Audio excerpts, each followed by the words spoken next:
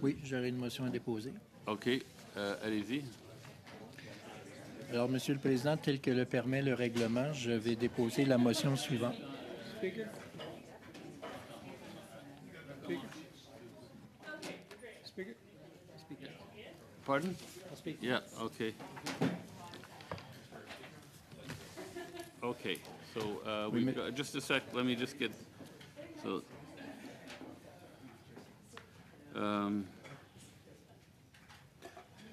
so I've got Mr. Deltel, Mr. Mazier, Mr. Van Couverden. Monsieur Deltel, allez-y, s'il vous plaît. Merci beaucoup, Monsieur. Thank you very much, Mr. Speaker. So I would like to table the following motion that has already been made public. Given that, A, the Chiefs of Ontario, which represent 133 First Nations, have filed a judicial review in the federal court on the Liberal government's carbon tax. B, the Chiefs of Ontario stated that the Liberal government, and I quote, refused to negotiate with First Nations in Ontario to alleviate the discriminatory and anti-reconciliatory application of the Greenhouse Gas and Pollution Act on First Nations. End of quote. C. The National Chief of the Assembly of First Nations has publicly expressed her willingness to support the Chief of Ontario's judicial review application against the Liberal government's carbon tax. D. The Chiefs of Ontario have noted that Indigenous communities would face challenges in switching to lower-emitting technologies. E. Grand Chief Abraham Benedict of the Mohawk Council of Akwesasne stated that the government has boasted that Canadians will pay a carbon tax, but through the rebates, through the subsidies, they will actually receive more than what they have paid. That doesn't ring true in First Nations communities. End of quote. F. Grand Chief Benedict stated that this judicial review was completely avoidable if Canada had only showed up to the table, end quote, and stated, I quote, I sincerely hope that Canada gets the message that reconciliation and collaboration are non-negotiable, and policy made without us is never acceptable. Show up and work with us so that we can come up with solutions that make sense, end of quote. G. Canada's Environment Commissioner and Parliamentary Budget Officer acknowledged that the carbon tax disproportionately punishes Canadians who live in rural, remote, and northern regions. The committee report to the House expressed its disappointment in the Liberal government's failure to engage with First Nations on providing financial relief on the carbon tax. And pursuant to Standing Order 108-1A, the committee invites Grand Chief Abram Benedict and the Chiefs of Ontario to testify for no less than 2 hours by February 2nd on their judicial review filing on the federal carbon tax. Mr. Speaker, there is no more important relationship than that between the Government of Canada and First Nations. It has been said many times over the last 8 years by our current Liberal Prime Minister. Now, there are many different opinions on this from First Nations, and many times they have to go through the court to be heard. But, Mr. Speaker, there's something here that we have never seen before. Over 100 chiefs in Ontario have united to denounce a situation that they are facing with the government. So December 8th, 2015, here in Ottawa, the Prime Minister with First Nations stated, "The time has come to reinvent our relationship with Indigenous people. The rights of First Nations are guaranteed by the Constitution of Canada, and this is not a problem. This is a sacred duty." This is not me who said it. This is the Prime Minister. Now, I could speak about this for a long time because many things that the Prime Minister have said go against what he is actually doing today. Because today we can see that First Nations are going to court. And so we need to listen to them, especially when such a large group of individuals is taking action in front of the Supreme Court. Mr. Speaker, let's remember that after 8 years of the Liberal government, after many, many commitments that were not respected, they need to be held accountable. Thank you, Mr. Deltel. Mr. Mazier. Chair, thank you to my colleague for introducing this important motion. This is a very serious matter. First Nations are challenging the Prime Minister's carbon tax in federal court because the Liberal government refused to listen to their concerns. First Nations are opposing the carbon tax because it's unaffordable. That's the truth. But the Liberals are proud of their carbon tax. They pretend it's working and affordable when it's not. If the Liberals refuse to listen to my concerns on the carbon tax, maybe they will have the decency to listen to the Chiefs of Ontario. Grand Chief Benedict stated, and I quote, "Canada should be working with us to confront the climate crisis and close gaps on reserves instead of creating policy in an ivory tower that exacerbates the affordability issues our citizens face." End quote. Those are the words of the Grand Chief, not mine. Last week, Conservatives introduced a motion to hear the carbon tax concerns of First Nations, but the Liberals abruptly shut down debate. I wonder if the Chiefs of Ontario and Grand Chief Benedict think,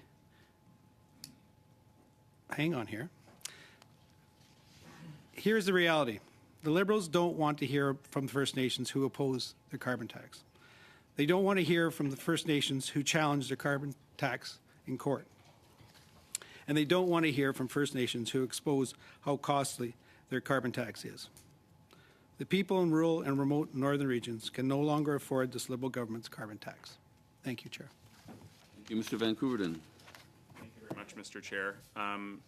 Now, disappointingly, the Conservatives continue to perpetuate the myth that affordability challenges and inflation are being driven by carbon pricing. On this side, we're always more than happy to meet with First Nations, as we do regularly. The Minister of Crown Indigenous Relations and the Minister of Indigenous Services have said that in the House of Commons and in the media, and we would be happy to listen to their concerns here. However, I think it's important in the context of this meeting, being a public one and being one where the Conservatives continue to, once again, I'll say, perpetuate the myth that pricing carbon with a very similar plan to what they ran their last electoral campaign on is driving inflation and inaffordability. Those are categorically false claims, Mr. Chair. It's been refuted by all economists across the country. There is not one economist in this country who is pointing to carbon pricing as a leading driver of inflation or food costs. Now, the Conservatives were waiting for the food cost report to come out this week, and it did. And it pointed to two factors primarily as what were driving food costs. Number one is climate change, not carbon pricing. We ought not to get those two things confused. The second is labor market. It's challenging out there. There is a labor shortage in Canada, in the United States, and elsewhere, but nowhere in that document did they point to carbon pricing, pollution pricing, or a carbon tax. More recently, in University of Calgary report, and then it was picked up by CBC and Policy Options and lots of other publications, Mr. Chair, the results are so unequivocally clear. This is not something that you can actually have an opinion on. It's math. It's like climate change. You can't just choose to believe in it or not. It's simple, actually not simple math. It's complicated math, but it's math that economists are very capable of doing. They have measured the impact of carbon pricing on groceries in Canada, and for a family of four in Ontario, it's less than $1 a month. There's a good article in the CBC this past week. The impact of removing the carbon tax in Ontario, what would that do?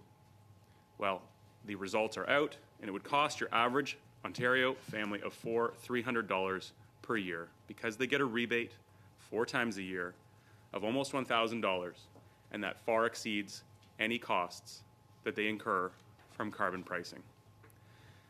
Mr. Chair, any reputable plan to fight climate change and lower our emissions includes a plan to price carbon. Those are not my words. Those are the words of Michael Chong, the member from Wellington Halton Hills, in his leadership campaign, Aaron O'Toole, the former leader of the Conservative Party, Preston Manning, the former leader of the Reform Party. Carbon pricing works to lower emissions. And only a few weeks ago, we had the Commissioner of the Environment here stating clearly for all members and everybody watching that in 2015, Canada's emissions were on the rise. Since then, we've seen that blunted and turned around. Canada's emissions are now decreasing in every sector with the exception of the oil and gas sector, which they continue to rise in. And the most important part of their presentation was when they clearly stated that 1/3 of the emissions decrease that we've seen since 2015 can be attributed to carbon pricing. So, Mr. Chair, again, on this side, we'd be more than happy to continue to listen to First Nations leaders, but in the context of this motion today, I would once again move to adjourn. Motion to adjourn. It's a dilatory motion. There's no debate. Would the clerk kindly take the vote, please? Motion to adjourn the debate. Mr. Ali? In favor? Madame Chatel? En faveur. Mr. Longfield? Ms. Taylor-Roy? In favor. Mr. Van Couverden? In favor. Monsieur Dadtel? Oppose. Mr. Cram? Opposed. Mr. Leslie? Opposed. Mr. Mazur? Opposed. Madame Posey? Contre. Mr. Garrison? Yes. 6 yeas, 5 nays. No, I have Mr. Van Couverden, and then I have Mr. Mazur. Mr. Van Couverden. Thank you, Mr. Chair. I'd like to re-raise my motion from Thursday, December the 7th. Given that the federal government is making monumental investments in technologies that will reduce emissions in the oil and gas sector. B, that Canadians deserve to have certainty that these investments will result in significant emission reductions. C, by capping and reducing emissions from the oil and gas sector, which is necessary to meet our 2030 emission reduction goals and avert the worst impacts of climate change, and reducing the emissions in the oil and gas sector, which has the potential to create high-quality, sustainable jobs, the committee expressed its collective support for the government's proposal to A, amend the federal methane regulations for the oil and gas sector to require a reduction of methane emissions in the upstream oil and gas sector by at least 75% below 2012 levels by 2030, and B, introduce a regulatory framework document on the proposed approach and stringency of a cap on greenhouse gas pollution from the oil and gas sector. In the context of COP28 ending in the coming hours, Mr. Speaker, I think this is a pertinent motion to discuss Point of in order. committee today. Thank you. But you want it to be on the speaker's list too, right? It's not, or is this a point of order? This is a point of order. But you still want me to keep you on the list? No. Okay, go ahead, Mr. Mazur. Point of order. It needs to be brought forward as a motion to resume debate. He didn't do that. So it's out of order.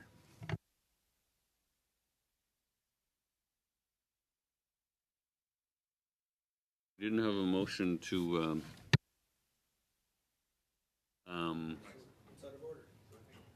That's true, right? Yeah, just a sec. Okay.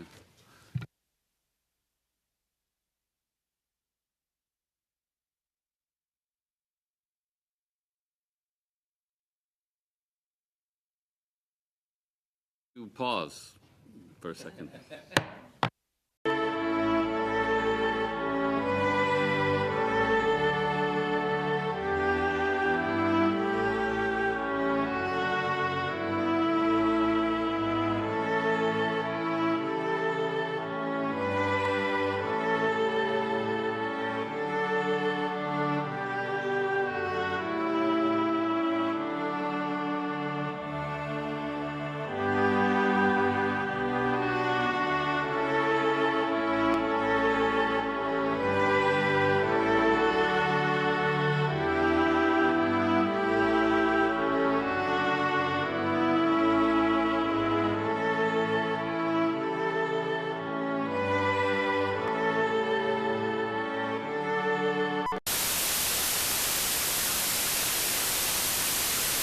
second. I've got the floor. Just a second. So Mr. Mazur's raised the point of order. I've consulted the clerk. Indeed, it would have required a dilatory motion to resume debate, I guess is a way to put it, and that wasn't done. But Mr.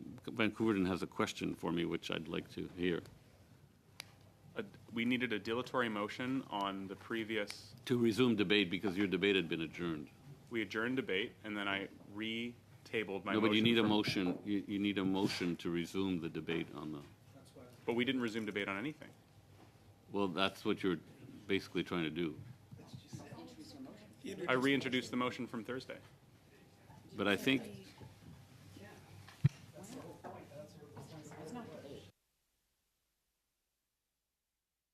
We're going to have to sort this out. Another little break here.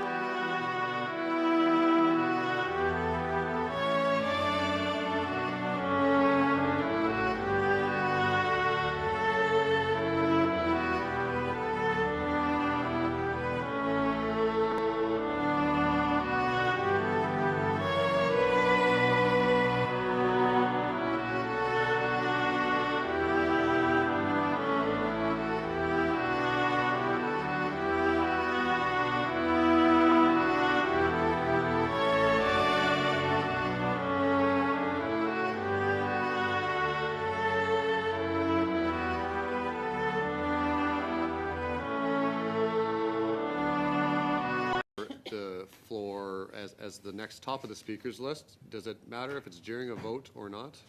What does the standing order say on when you can actually request to be at the top of the speaking list? So you're challenging Mr. Basically, you're saying Mr. Van Couverden Great point. it doesn't have a right to speak on this because why? Well, my question was, he asked you to be on the speakers list right after he voted. So in the middle of the vote being called by the clerk, he asked to be on the speaking list. So my question is, in the standing orders, is that allowed, or does it need to be at the conclusion of the vote before you can add yourself to the speakers list? That's a good question. I don't have the answer. We'll take another pause.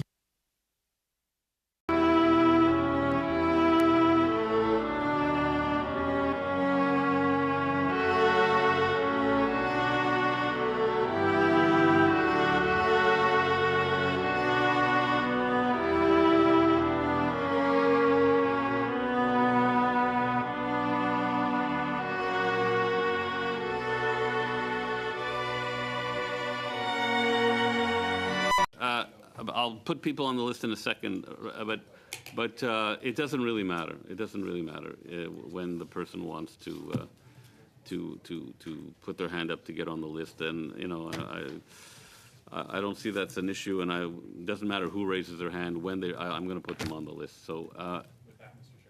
Sorry. Okay, go ahead. Oh, go ahead. Yeah. Okay. So I've got Ms. Taylor-Roy, Madame Châtel, and Madame Posé avant. Okay. Wait a second now. Okay. So you were first, second, third. Okay. So Longfield, Taylor-Roy, Châtel. Anyone else? I have Madame Posé is before all of you, but I have anyone else? Okay. Alors, Monsieur Van Couverden. You can go ahead. Thank you, Mr. Chair. I would. Oui, un instant, j'ai un rappel. Yes, just a second. We have a point of order from Mr. Leslie. Is this the same motion as was raised? No. It's a different motion? Pour, so I noticed that the member said that he was going to re-raise the motion, so I'm confused if it's the same text or if it's a different. I made a notice of motion, circulated it so that I could bring it up today. You just said re-raise. No, it's a different one. It's not the same one that we adjourned debate on. Okay, and he doesn't need to give notice. He did give notice, but he doesn't need to give notice because it's future business, which, by the way, is not in camera. So go ahead, Mr. Van Couverden. Thank you very much, Mr. Chair. In the context of COP28 coming to a conclusion in the coming hours, I think it's important that we discuss some of the resolutions and some of the progress that we have made as a country, as an international community. I know that the Conservatives are eager to discuss their And so I don't know when we're going to flip into witnesses. Is this going to cut into witness time, eh? Well, we have till 1:30 today. So I'd like to give the witnesses an hour, and I think we can go till 12:30 and then have the witnesses till 1:30. I mean, it depends, how quickly we get through all this business. Okay. But go ahead, Mr. Vancouver. Thank you, Mr. Chair. And just in the context of the Conservatives' only plan to address affordability, I did want to just raise once again that the economic analysis of Canada's backstop carbon pricing system indicates that all lower income families and middle income families, if the carbon tax was removed immediately, it would cost them $300 in 2024. So this affordability plan that the Conservatives are peddling and have been for the last couple of years would cost Canadians hundreds of dollars a year. It's no affordability plan, and I would urge the Conservatives to bring forward some legitimate evidence that their Axe the Tax strategy would actually help Canadians, because every economist in Canada is telling them clearly that it will cost them hundreds of dollars a year. Thank you, Mr. Chair. Another point of order? Copy of this motion? Well, it was sent around, was it not? What? Yeah, it was sent around on the 7th, but we can send it Oh, around. okay. Madame Posey. Oui. Yes, on the topic of the motion, I would like to suggest a friendly amendment. So in A, the federal government has made major investments in technology that, with the expected advances in technology, will reduce emissions in the oil and gas sectors. And the reason for which I'm suggesting this amendment is that all that I can read on carbon capture and storage, no scientists, maybe other than in the oil and gas industry, have stated that this will be effective, this approach. And that's why I feel that, yes, there are a lot of investments here in this type of technology, but we do not know yet if this will be effective in reducing greenhouse gas emissions. And this is why. Could you reread the amendment, please? Yes, of course. So we're in A here. The federal government has made significant investments in technology that, with the expected advances in technology, will reduce emissions. And then it continues. Thank you. Because we're really not sure what the effects of this will be. Mr. Vancouverden, do you accept this friendly amendment? Yes, I do appreciate this amendment. Thank you. Okay, that's fine, Ms. Posey? We will now then go to Mr. Longfield. Thank you, Mr. Chair, and thank you to Mr. Vancouverden for putting this very important motion in front of us. Canada took a lead position on methane reduction at COP, and I'm going to go on a converse argument that if we don't study this in our committee, after our country has taken a lead position and we're the Environment Committee for Canada, we'd be doing a disservice not only to Canadians but for the other participants at COP. And I think that this motion would give the oil and gas sector a chance to talk about what they're doing to reduce emissions, because they are working on that, and they were at COP and they presented what they are doing to try to get to net zero. And I think that's an important part of the discussion as well, because I think so far we've heard a lot of well, in fact, we've seen less results coming from the oil and gas sector, which, as Mr. Vancouverden said, is the reason that we're not getting to the speed that we need to get to in terms of reductions overall. So to hear from them what they're going to do, but also the fact that we are putting a cap on methane reduction to set the standard for them to follow, I think is important for our committee to dive into. And the food report that Mr. Van Couverden referenced, the University of Guelph was quite involved with the food report and did show that the percentage increase was 0.3% of the increase in food pricing coming from price on pollution.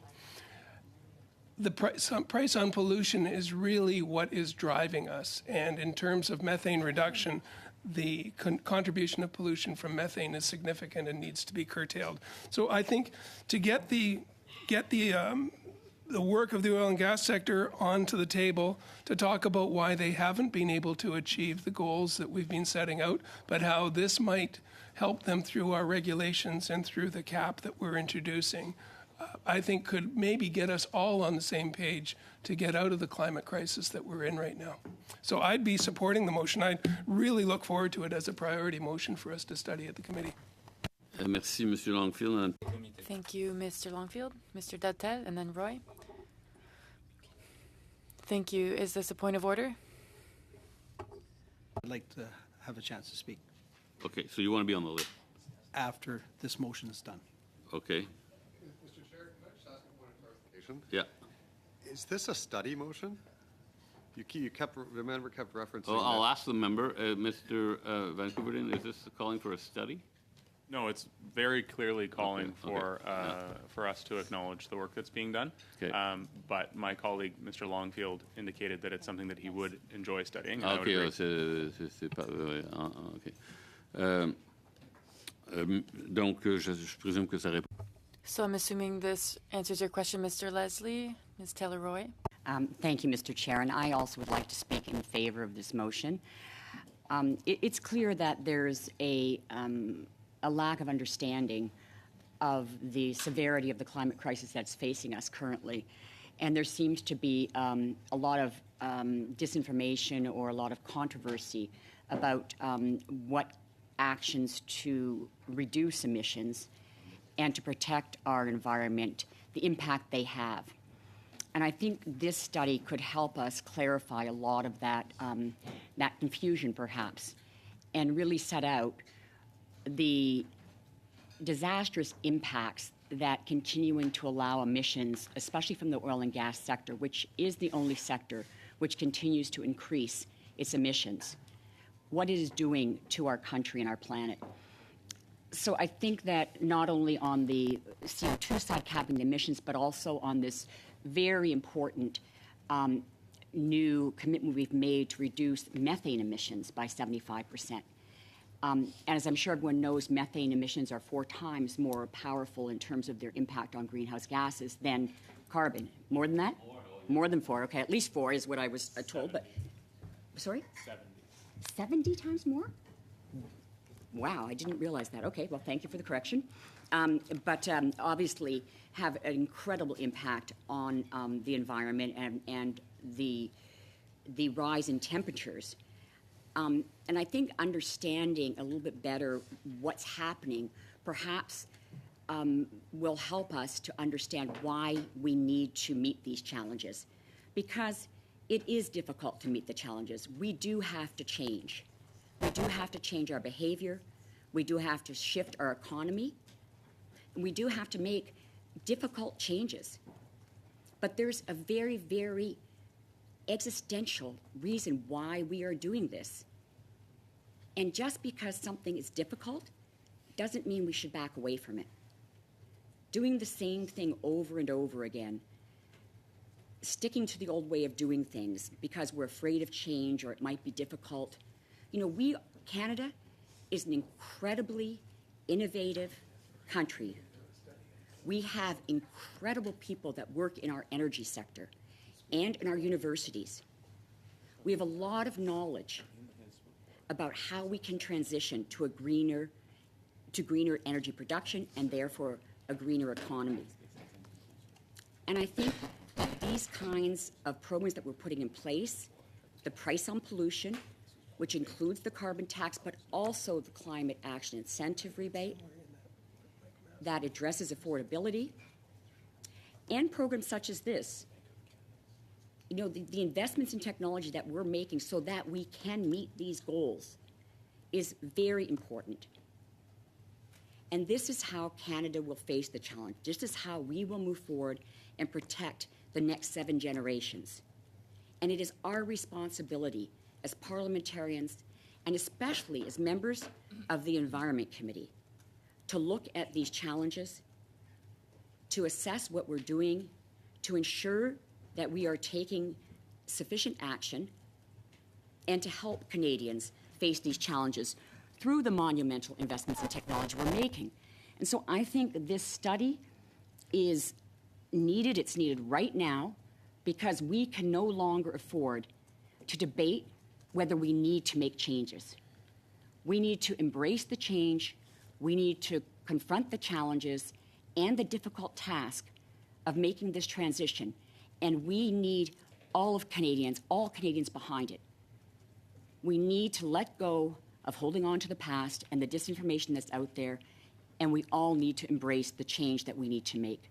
So, Mr. Chair, I would highly recommend that we undertake this study as soon as we can, and I think it's very, very important to our future as a country, as a planet, but also to the work of this committee. Thank you. Madame Taylor-Roy, Monsieur Deltel. Mr. Deltel. Yes, thank you, Mr. Chair.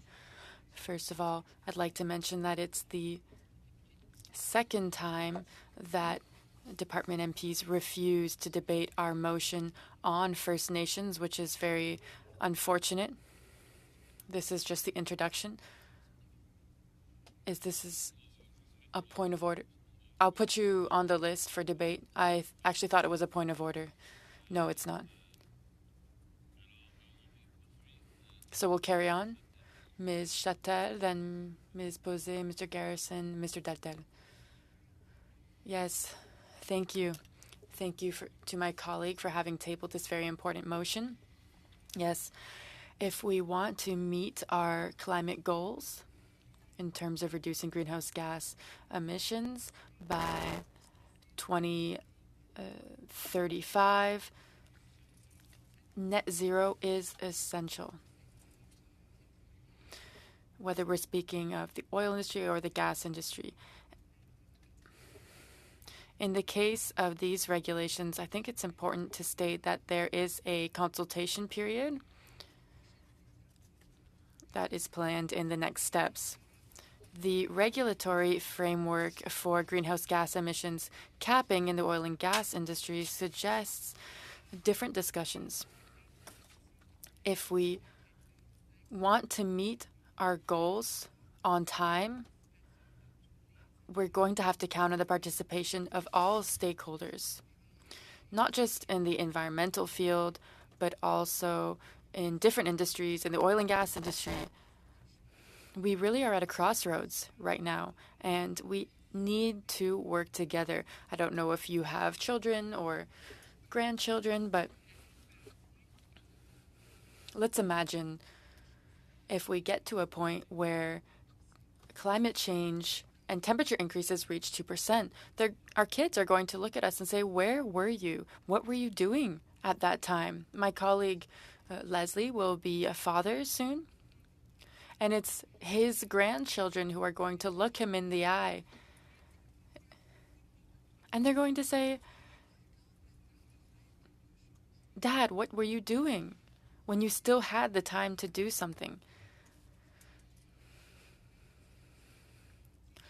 And we have to understand that we have to overcome certain difficulties if we want to meet our 2050 goals. The oil and gas industry is an industry that has been increasing emissions. And so I think we need to double down here in our efforts for our children, for our grandchildren. It's time to act, and there won't be another time to act. It's right now. And so that's why I completely support, from the bottom of my heart, this motion. Right now, we are studying water, which is just as important as this. But I'm very much looking forward to seeing some progress in this sector. And I think that the work we're doing in terms of methane emissions, greenhouse gas emissions, capping are two very important measures. Ms. Posé, the Bloc Québécois, will also be voting in favor of this motion, but not from the bottom of my heart, as is the case for Ms. Châtel. So, firstly, because this doesn't reflect what was presented by the minister last week, that being the urgency of climate change and the catastrophic weather events that are becoming more and more expensive. So it's not very ambitious, this motion. There was something similar in 2021, and there won't be any cap before 2026. That's very far off. It's late. When I hear the word urgent, I feel that we need to act now. So we will nonetheless be voting in favor of this motion because these are two policies that we are in agreement with. The regulations on methane emissions and regulations on creating a cap. But what has been shared here more so speaks to lobbyists, I think. And it was admitted that this was done taking into account the pressure from lobbyists. So I will support it, but not wholeheartedly.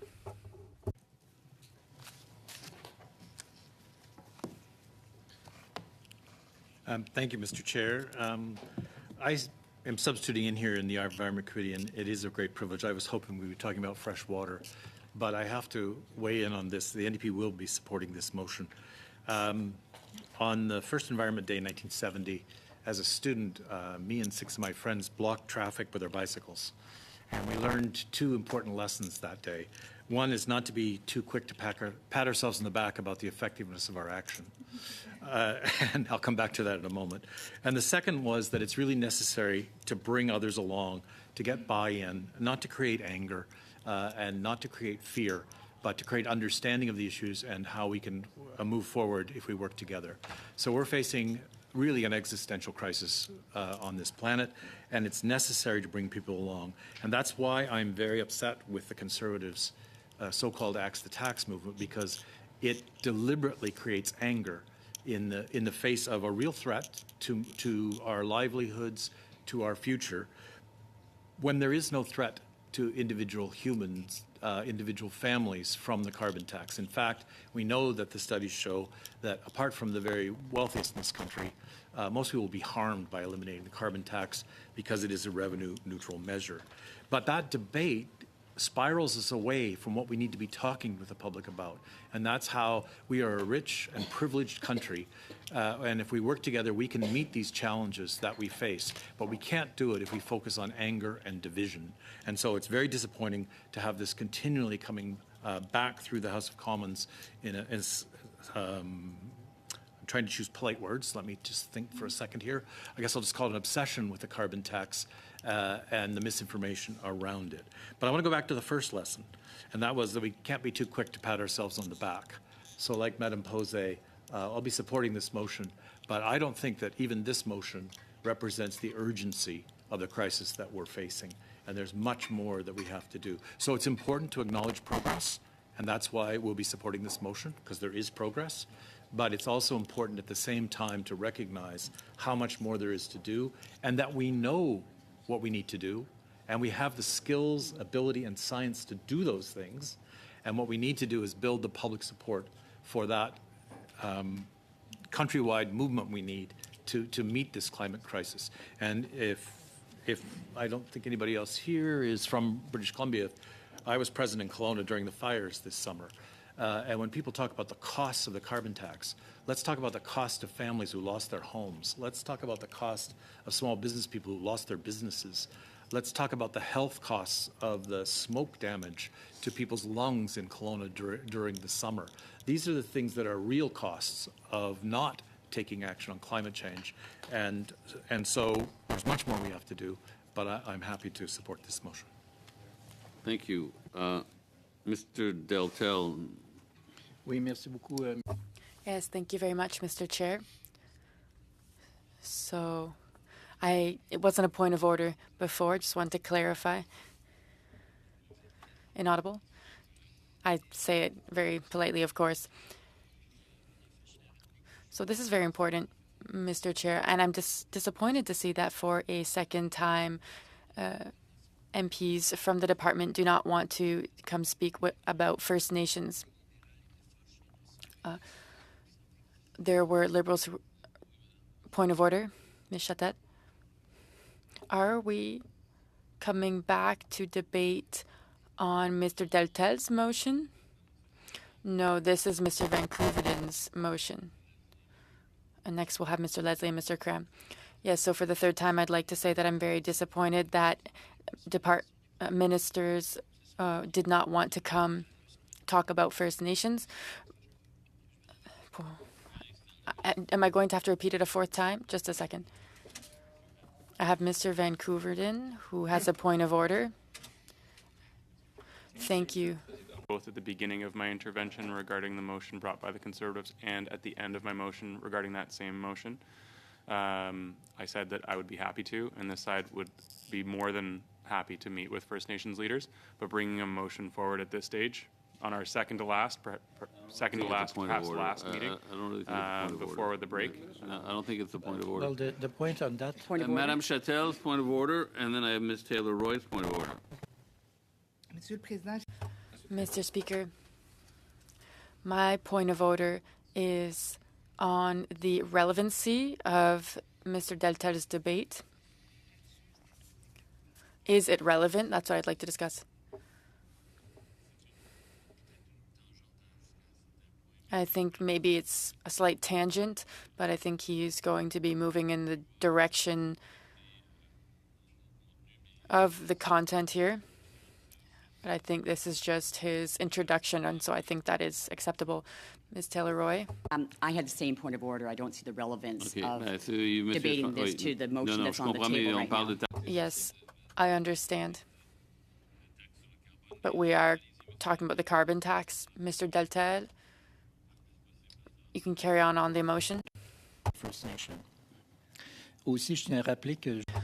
Also, I'd like to remind you that a few days ago, Mr. Van Kouverden made some suggestions, and he said that instead of tabling a motion when there are witnesses, we should do it when we're working on committee business. But this is committee business, so we... Again, for a second time in a row, the Liberals decided to shut down conversation, debate about the First Nation. Sad. Very sad. Maintenant, Monsieur le Président, Now, Mr. Speaker, concerning the motion that we are debating currently, I would like to remind you that over the last 8 years, this government has continued to try to teach us about climate change, to increase taxes, and has made very bold goals that they have not met.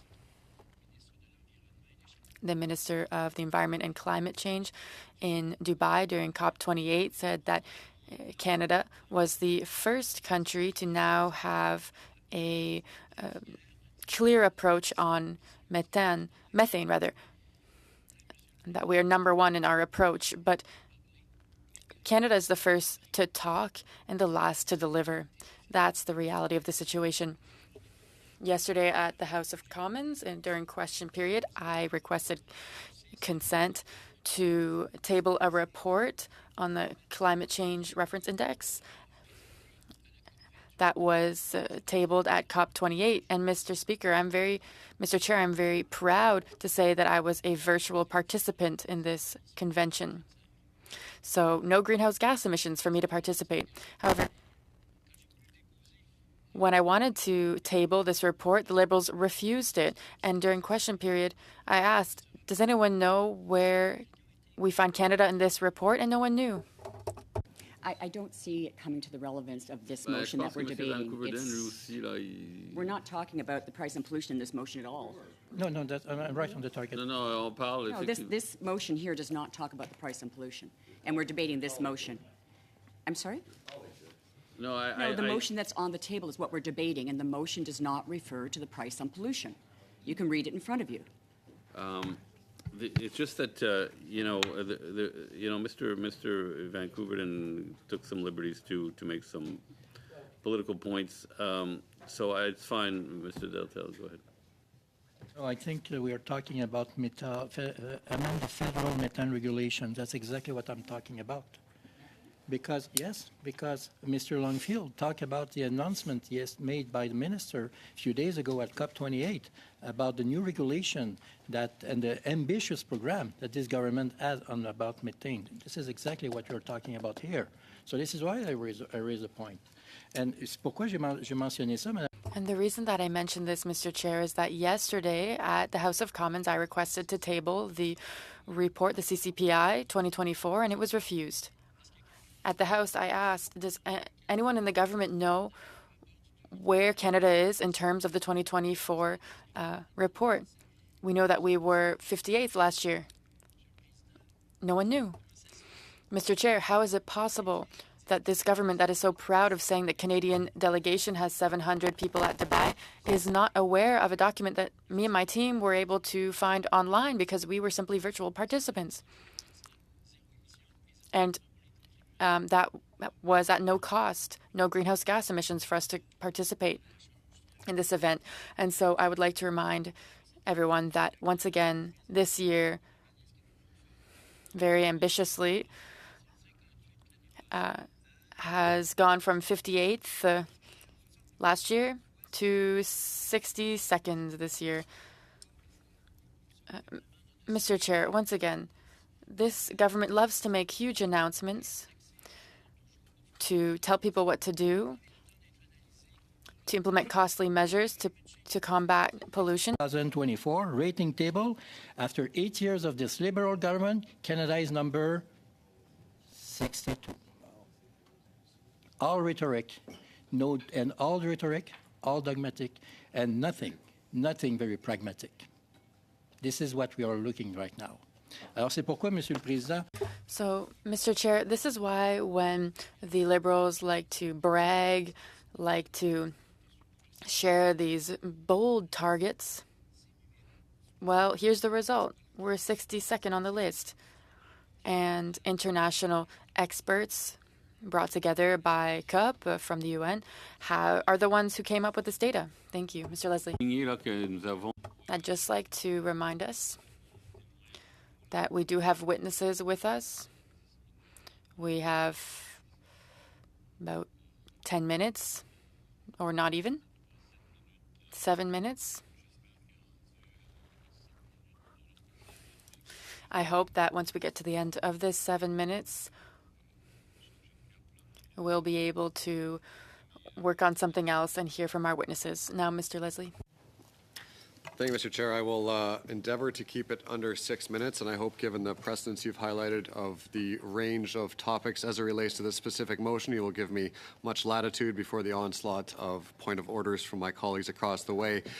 And in addition, because we seem to debate for a lengthy period of time a study that isn't in this motion itself is the government trying to pat itself on the back for a policy to give them a chance to wax poetic about how they want to change our country and our economy to some sort of essentially planned economy where they're going to make all these investments and choose winners and losers in sectors that they think is more appropriate than the jobs that support the communities I represent and the communities that are supported across this country by our natural resource sector. And then we get the chance to highlight that the First Nations across Ontario that are bringing forward a lawsuit against this federal government, and I will quote from Grand Chief Abram Benedict, "The government has boasted that Canadians will pay a carbon tax, but through the rebates, through the subsidies, they will actually receive more than what they have paid. That doesn't ring true in First Nations communities."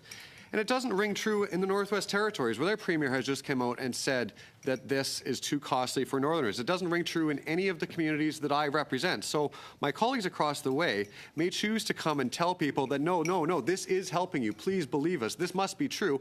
They don't. And if you feel differently, I think we should bring the Grand Chief here. And you should tell him that you think that he is being misleading in his lawsuit, as well as the Northwest Territories Premier, in saying on behalf of their constituents that the carbon tax is indeed making life simply unaffordable for them.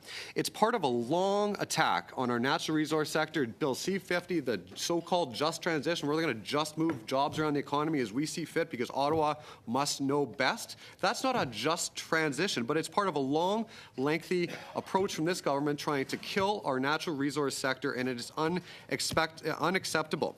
Now, my colleague across the way, she said we need to debate making changes to our economy and to our society, and I look forward to that opportunity, and it will happen in the carbon tax election, where I know Canadians are going to choose to axe the carbon tax in favor of quadrupling the carbon tax. And the last thing I will just say, because my colleague across the way did bring up that I'm expecting a child soon, which is extremely exciting for me, of course. But I think we're going to take a little bit different vision, because after that carbon tax election, I'm going to be able to look proudly at my children and grandchildren and say our future Conservative majority government created prosperity for this country, did our part to solve environmental challenges here and around the world, and I'll be darn proud of it. I'm asking the committee if we could move on to the next order of business. Well, if there's no UC, somebody would have to. Pardon? No, but if I don't see UC, you want to? Can somebody propose a motion that we adjourn debate? Chair, can I propose that we vote on this motion? Yeah, but can you propose a motion that we adjourn debate? If we, I want to know if somebody's going to propose that we adjourn the debate and go on to. No, we want to vote. we want to vote, and then it's naturally Then the dissolved. debate's done. Well, we can't vote because we have Mr. Cram, Mr. Mazier, Ms. Taylor-Roy. So we can't just vote on this motion. I'm asking you to vote. I'm asking if anyone wants to propose that we adjourn the debate so we can move on to our witnesses. That's what I'm asking. We're done. Okay, but can somebody propose a motion to adjourn the debate? Okay, well then I guess we'll. No, well, I've got, unless Mr. Cram, Mr. Mazier, Ms. Taylor-Roy want to get off the speaking list. Okay. Mr. Cram, you still want to be on the speaking list? Okay, so Mr. Mazier, you still want to be on the speaking list? Sure. Okay. I move to adjourn debate. Okay. We're going to have to, we're going to vote on adjourning debate. I'm next on the speakers list. Does he have to have the floor? Yeah, okay. Okay. So Ms. Taylor-Roy, you still want, would you like to remain on the, okay. Okay, Mr. Cram, Mr. Mazier, Ms. Taylor-Roy. Okay, thank you very much, Mr. Chair. I'm pleased to have the opportunity to speak on the motion regarding the Liberal government's recently announced emissions cap and methane reduction regulations. I would like to read a quote from the Canadian Association of Petroleum Producers, if I may, that was released last December 7th regarding these regulations. Quote, despite the federal government's stated objective that the emissions cap should not put a limit on Canadian oil and natural gas production, the unintended consequences of the draft framework announced today of a cap-and-trade system with an interim target of a 35% to 38% emissions reduction below 2019 by 2030 could result in significant curtailments, making this draft framework effectively a cap on production. At a time when the country's citizens are experiencing a substantial affordability crisis, coincident with record budget deficits, the federal government risks curtailing the energy Canadians rely on, along with jobs and government revenues the energy sector contributes to Canada. That's from the Canadian Association of Petroleum Producers. I would also like to read for the record what Saskatchewan Premier Scott Moe said regarding these announcements. He said, quote, these new federal policies will have serious economic impacts on Canadians and limit our sustainable Canadian energy products from providing heat and electricity to the world. Saskatchewan remains opposed to the new methane regulations and the oil and gas emissions cap, and we will protect our constitutional right to build our economy in accordance with the priorities of Saskatchewan families and businesses. I would like to read one more quote, if I may, Mr. Chair. Quote, we've been clear about our concerns about federal intrusion into matters of natural resources. We've expressed concerns about our ability to meet those targets. Mr. Chair, that is from Carla Beck, the official opposition leader of the Legislative Assembly of Saskatchewan. She is the leader of the provincial NDP. Both parties in Saskatchewan are opposed to these announcements because it will be detrimental to the livelihoods of people who earn a living in the oil and gas sector. It will be detrimental to First Nations communities who rely on the natural resource sector. And it will be detrimental to provincial governments whose budgets rely on oil and gas royalties. And so, no, I oppose these new regulations unequivocally, and so do the people of Saskatchewan. Thank you, Mr. Chair. Mr. Mazier. Thank you, Chair. I just want to go back to something the NDP was talking about, making this scary, and how the Conservatives were carrying on, and how we didn't really want to, creating a false narrative, I guess. The whole idea of bringing the First Nations chief to committee was to listen to them, to actually hear what they had to say, because we've been trying to tell everybody else in Canada, besides the NDP and Liberals, that the carbon tax is not working. My colleague, Mr. Detel, just said that the report that he just read, the carbon tax is going up and the results are going down. It couldn't be much clearer than that, and that's the world experts telling us that. And yet Liberals and NDP still believe in this some kind of fantasy that this carbon tax is working. And I just don't understand that, and they're laughing at me right now. But, you know, and it's just the sheer, I think Canadians are so appalled of just how much they're being dismissed by this government. They're not even being heard of. You know, and you always hear, oh, you politicians, you're just all the same and that. They are really realizing now that this policy is bad for Canada. Appel au règlement, Monsieur le Président. Point of order, Mr. Chair. I do not understand the relevance, because in the motion, we talk about greenhouse gas emissions capping in the oil and gas sector. Carbon pricing, experts have said, is responsible for 30% of our reduction in greenhouse gas emissions in Canada. Therefore, is very effective, but unfortunately is not found in this motion. If I've understood correctly, in the framework,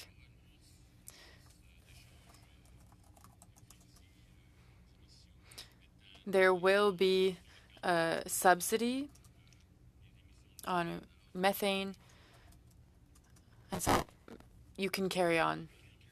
Vous avez terminé? Non, continuez. Yeah, I can carry on. That's good. I think, and then this just kind of, I'll reiterate, this kind of just emphasizes just how tone deaf they actually are. Here's a quote from a news article. First Nations see the reality of a climate change every single day and expect Canada to address it. However, we do not accept a regime that creates new burdens on First Nations, which already face deep infrastructure and economic challenges, which we all acknowledge. Canada should be working with us to confront the climate crisis and close the gaps on reserves instead of creating policy in an ivory tower that exacerbates the unaffordability issues our citizens face, said Grand Chief Abraham Benedict. How much clearer can it be? People are screaming to stop this insanity. And what are you doing? You just turn, oh no, point of order, this is all going to work. And here, we'll put some more regulations on methane. The bare foundation of how we make energy in this country. Let's put some more regulations on it. Let's restrict it a little bit more. Let's create more energy poverty. Why not? Let's get at her. Unbelievable, Speaker. Thank you. Thank you, Mr. Chair. I think that we've had a fulsome debate on this, and I'd like to see a vote on this at this time. No, you mean A vote on this motion. well, we can't, I'm the last person on the list. yeah, I guess you are, so we Yeah. could have a vote on the motion. Yeah, okay. Go ahead.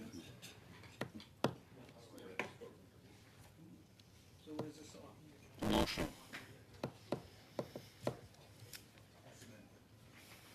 Madame Chatian? Oui. Mr. Longfield? Ms. Taylor-Roy? Support. Mr. Vancouverden? Support. Ms. Diab? Oui. Oui. Monsieur Dadtel? No. Mr. Cram? Opposed? Mr. Leslie? Mr. Mazier? No. Madame Posey? Oui. Mr. Garrison? Yes. 7 yeas, 4 nays.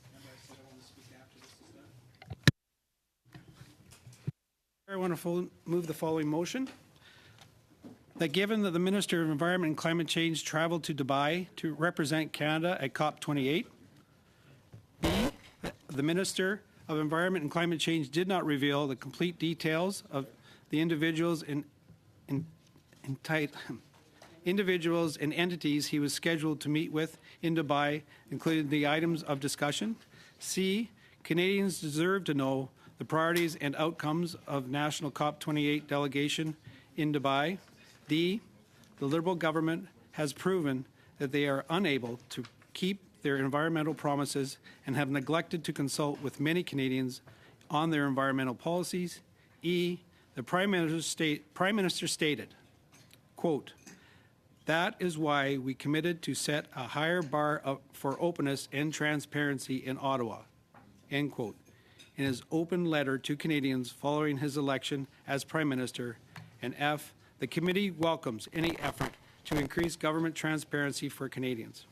Pursuant to Standing Order 1081A, the committee ordered the production of the following documents related to the Minister of Environment and Climate Change trip to COP28 in Dubai. A detailed itinerary for each day the Minister was in Dubai.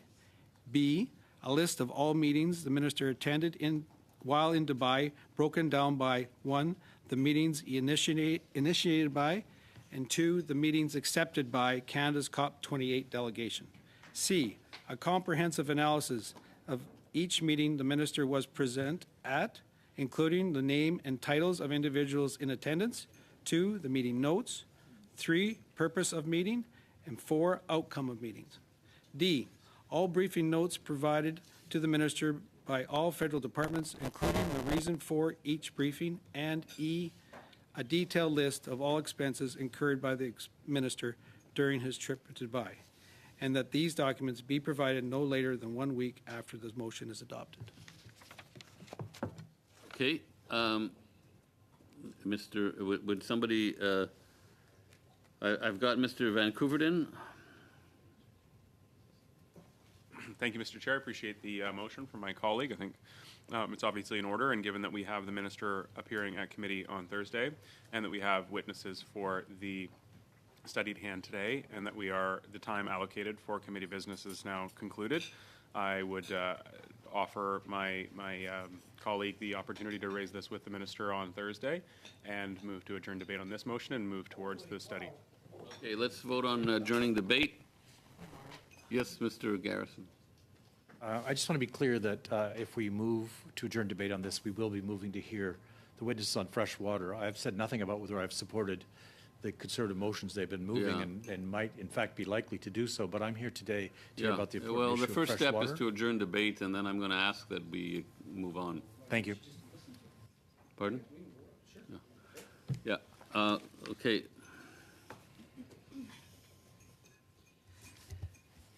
Madame Chatel? Oui. Mr. Longfield? In favor. Ms. Taylor-Roy? In favor. Mr. Vancouverden? In favor. Madame Diab? Oui. Monsieur Dadtel? Contre. Mr. Cram? Opposed? Mr. Leslie? Opposed? Mr. Mazier? Opposed? Madame Posey? Oui. Mr. Garrison? Yes. 7 yeas, 4 nays. Okay. Je présume qu'on est d'accord là, de I would assume then that we are all in agreement to move forward with our witnesses, to hear from our witnesses, because they have already come out once before. So no objection to carrying on with our witnesses. Then I'll ask our witnesses to come to the table. See Mr. Penlen. Yeah, we're going to suspend briefly, so our witnesses can come to the table. And we have 2 witnesses online.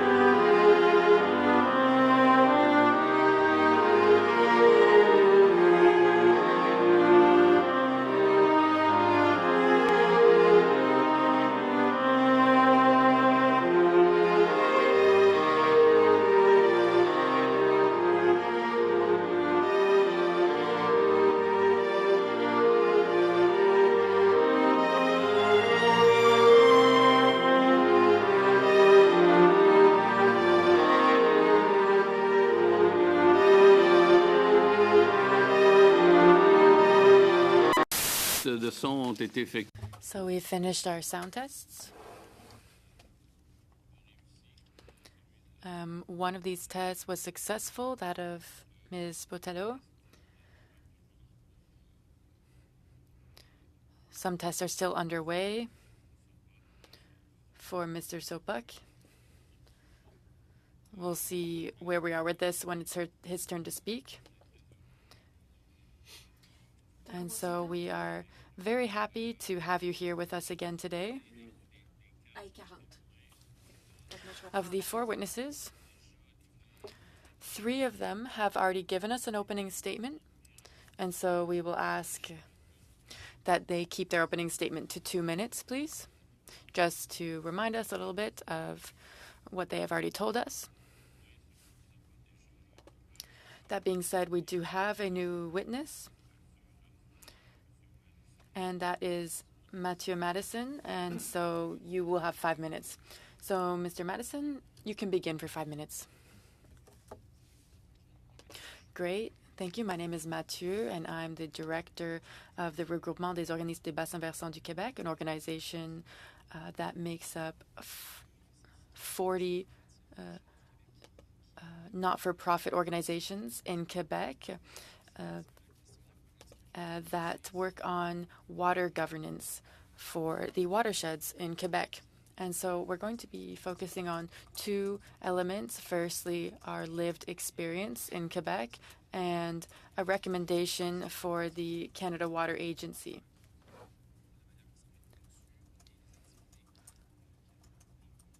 And the way that this will affect the actions taken. So over the last 20 years, we have been working on managing the watersheds in Quebec with 40 different organizations. And here are the main points I want to share with you today. Firstly, we saw how complex it is to manage these water systems. It's difficult and complex to talk about ecosystems, but even more complex to talk about oftentimes opposing needs and requests from stakeholders. And so instead of trying to simplify this, we want to ensure that everyone is included in the debate. We need to discuss with all stakeholders that are affected by these water systems. We need consultations, and we need to look for a consensus. Secondly, we have noticed fragmentation.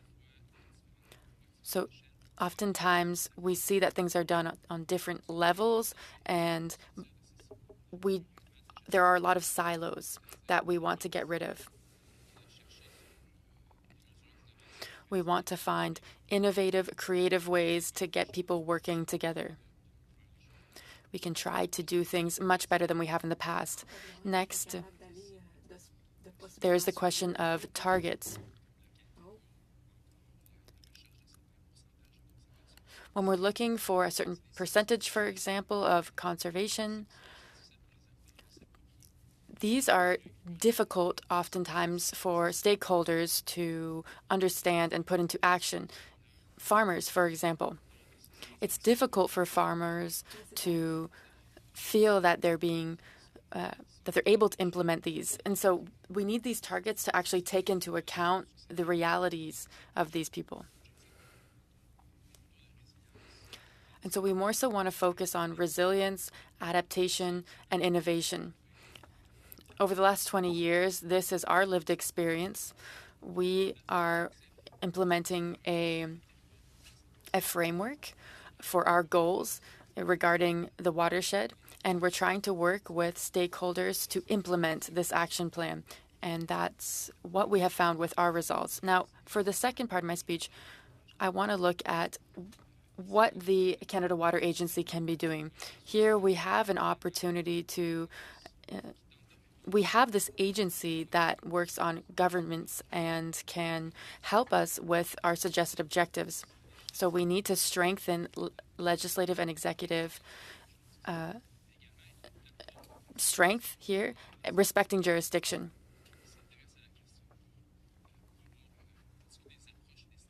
And we want to be discussing our different policies, but also the regulatory framework, priorities being put on research, specific projects, environmental values on the topic of water, and also to prioritize funding for water management. So we need a platform for exchange between departments and stakeholders. We have to keep in mind provincial jurisdiction and federal jurisdiction. So we need to be focused on some shared jurisdictions such as transport, such as invasive species. These are things that need to be taken into account. We also need to look at cross-border exchange, because if we do something in Quebec, and this affects another watershed in the other province, but they're not looking at the same thing, that it's a problem. We can look at Lake Winnipeg or the Columbia River as examples. So there is work to do on this cross-border exchange. And it's at the federal level that we're really going to be working with First Nation consultations. And this needs to be done in provinces as well. Thank you. Thank you very much. Lynn, would you like to take 2 minutes just to kind of encapsulate what you've already said in your 5-minute opening statement? Sure. Thank you, Mr. Chairman. I won't repeat what I said last time. I'll just briefly remind you what is in the 7-page flow submission. So the flow submission looks back half a century and forward a couple of decades. The look back half a century concludes we have been steadily, quote, bending the arc of history in the direction of justice. And the look forward suggests there's considerable potential to continue that trend. The submission takes both the evolving issues and evolving conventional wisdom into account and briefly describes 15 priority areas. We use 2 main criteria in choosing the priorities. First, they have to be of national importance, and second, they have to be ripe for significant progress over the next few years. As short-term priorities, say over the next 5 years, we speak to the Canada Water Agency, improved collaboration, Canada-US shared waters, Indigenous drinking water, flood damage reduction, climate change adaptation, water prediction, river basin priorities, water data, and water research, which overlaps with what you just heard here. As medium-term priorities, say over the next 5 to 10 years, we speak to legislative renewal, chemicals management, water apportionment, and principles for a watershed approach. Finally, as a long-term priority over some undetermined period of time, we foresee evolving social justice principles being incorporated more fulsomely into water management decisions. I'll leave it at that and welcome questions from the members. Thank you, Mr. Pentland. We'll go to you, Ms. Botello, for a couple of minutes. Merci, bonjour, Monsieur le Président. Thank you. Hello, Mr. Chair and members of the committee. I am speaking to you from the traditional unceded territory of the Esquimalt. Since 2021, Watersheds BC has been working with 2 philanthropic organizations and with provinces, working with $40 billion to support 110 watershed projects. That over the last 15 years, federal engagement in BC's watershed freshwater challenges has been insufficient compared to other regions. And today I propose, as I did the other day, a quadruple win opportunity for the federal government in BC, emphasizing collaboration with the province, NGOs, and First Nations.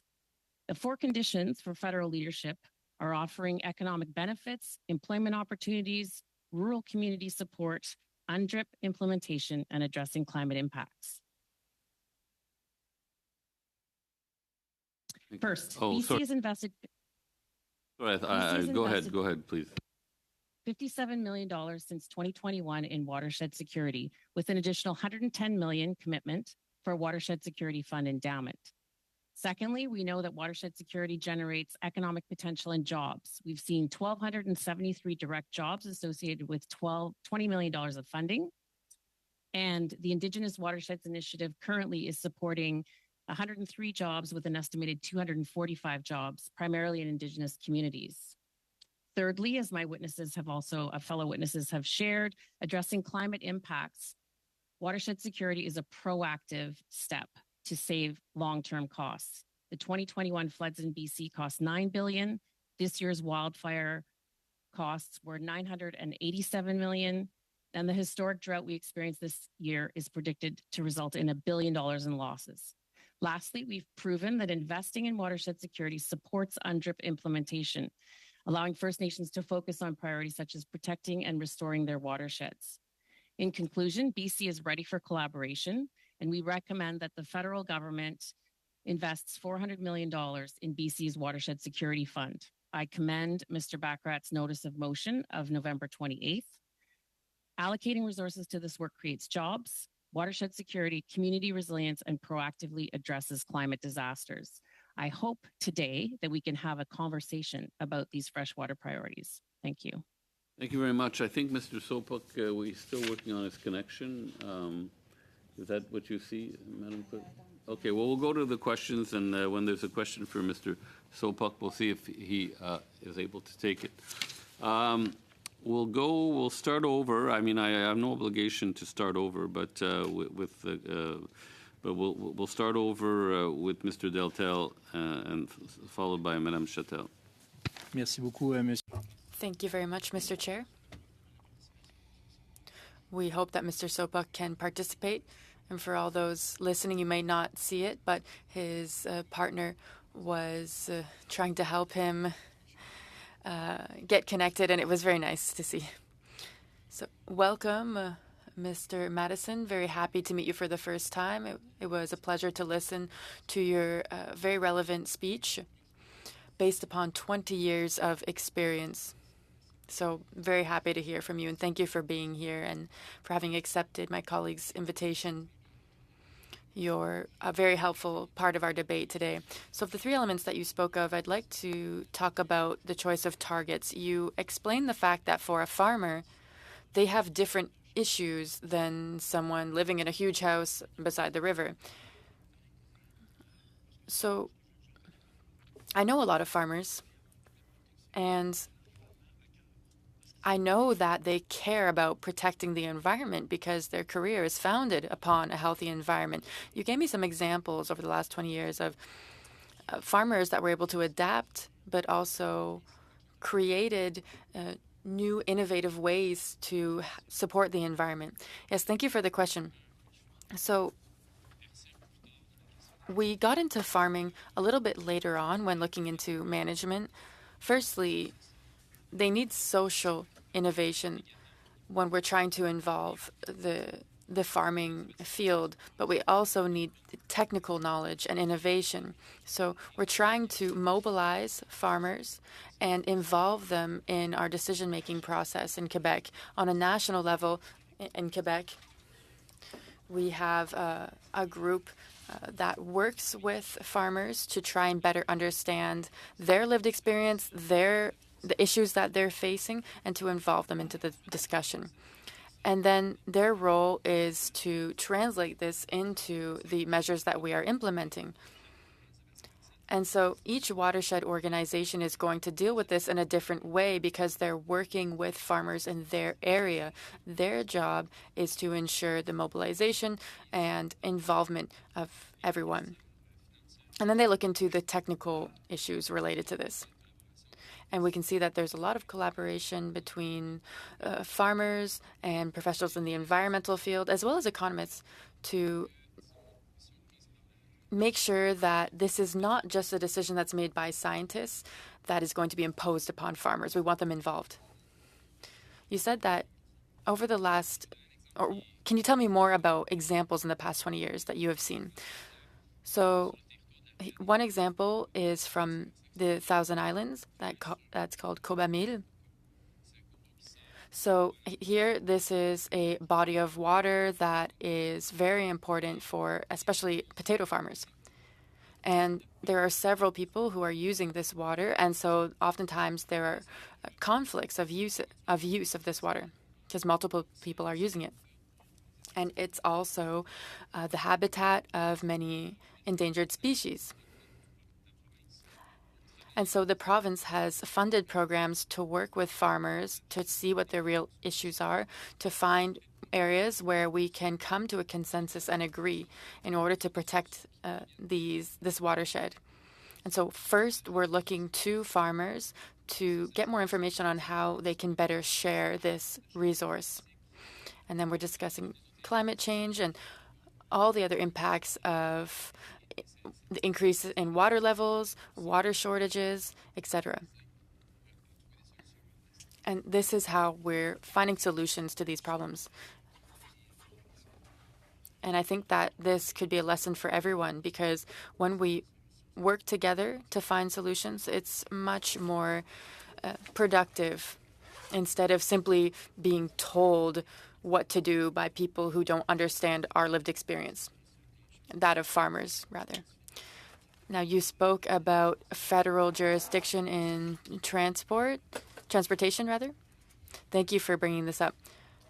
Tangibly, what would you like us to change in the federal regulations that would have a real effect on farmers? In terms of the federal jurisdiction for transportation, we can look at navigation. These regulations are very old and apply when we're trying to support endangered species. I think Mr. O'Connor spoke of this as well. So what we can see is that when we're making decisions on navigation, this should better be done at a municipal level instead of a federal level. And so there's a process that allows communities to implement this process, but it's very difficult. So recently we've tried to make it easier and faster, but it is still very complex. So that's one example. We could also look at trans-border communication. So for the Ottawa River, we have a working group, but in the end, this affects Quebec, and we're not seeing this consultation between Ontario and Quebec. Sorry, we're out of time. Ms. Châtel? Thank you very much, Mr. Chair. One thing I agree with my Conservative colleagues on is that our farmers are very innovative. Farmers in my riding have brought forth many proactive solutions. We've had discussions with a group called Farmers for Climate Solutions, and they are a wonderful group. It's a group of farmers working to fight climate change, and I know that they are looking to work with watershed groups in the Ottawa region. Now, you've been speaking of governance and the importance of getting rid of silos.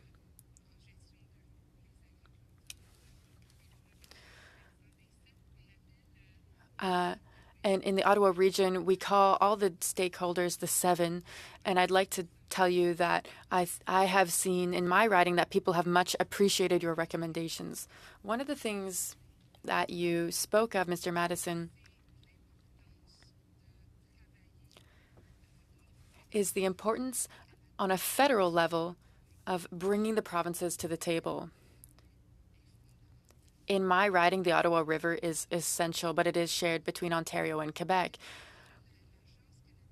You said that the Canada Water Agency needs to support both provinces that share a watershed, that share a river.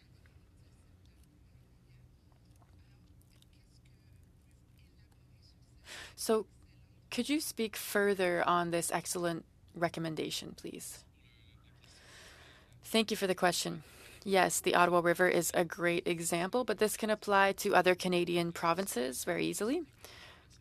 Integrated management for a watershed needs to be based upon that watershed's geography. So a regionalized governance model like we have in Quebec can be shared with the Ontario model, and we can find common ground here. We know that conservation authorities don't have the same governments, and so I think that we can each learn from each other. But right now, with the government of Quebec and these watershed organizations, we don't have the mandate to do this work. And so that would be a great way to create a national platform and to focus on priority watershed areas. And we can do this with all types of lakes and, for example, the lake in Winnipeg. It's a wonderful recommendation. I'm looking at the analysts. This would be a great role for the Canada Water Agency to play. You also spoke of exchange between different departments to ensure that we have a better collaboration, even on a provincial level. When what I've heard from watershed organizations is that it's hard to get everyone around the same table, all stakeholders. We have municipalities, communities, farmers, departments. So what do you recommend on a concrete level to bring these recommendations to light? So let's take the landscaping, for example, city planning. In Quebec, this is one of the issues that relates to watershed management. So we have a lot of different departments that are associated with these issues, because we need to think about public resources, city planners, amongst others that each come from different departments. And we need them all around the table. So the Canada Water Agency could work at a national level to manage these issues that affect multiple departments at once. For example, for the Department of Agriculture, the person working on water could may not have any link to the other departments that are working on the same issue. And so we want to work on this inclusivity and integrating everyone to get rid of the silos so that we can come to tangible solutions. Thank you, Mr. Chair. How much more time do I have? Inaudible. Okay, great. So you've also spoke of funding.